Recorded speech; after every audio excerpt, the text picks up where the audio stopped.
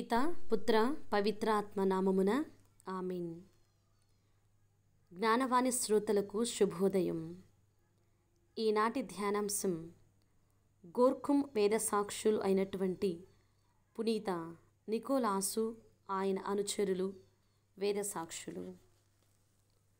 హాలండ్లోని గోర్ఖుల కాల్వినిస్టులు 19 మత గురువులను క్రైస్తవ మతాన్ని విశ్వసించినందుకు ఉరితీశారు. వీరిలో 12 మందిని దివ్య సప్రసాదములో క్రీస్తు ఉన్నాడు అని నమ్మినందుకు, పోపు అధికారానికి లోబడినందుకు ఉరితీశారు. మిగతా వారు దూలానికి ఉరితీయబడ్డారు. వీరి దేహాలను ఓ గదిలో 1616వ సంవత్సరము వరకు ఉంచారు. స్పెయిను, అమెరికా రాజ్యాల మధ్య యుద్ధం ఆగిపోయి సంధి కుదిరినప్పుడు వీరి దేహాలను బెల్జియంలోని బ్రూసెన్స్లో ఫ్రాన్సిస్కను దేవాలయంలో భూస్థాపితం చేశారు.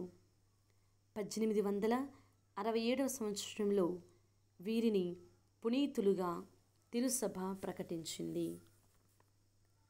జ్ఞానవాణి శ్రోతలారా, అనుసరించడం కష్టము అయినప్పటికీ మనందరము ప్రయత్నించుటకు పిలువబడ్డాము.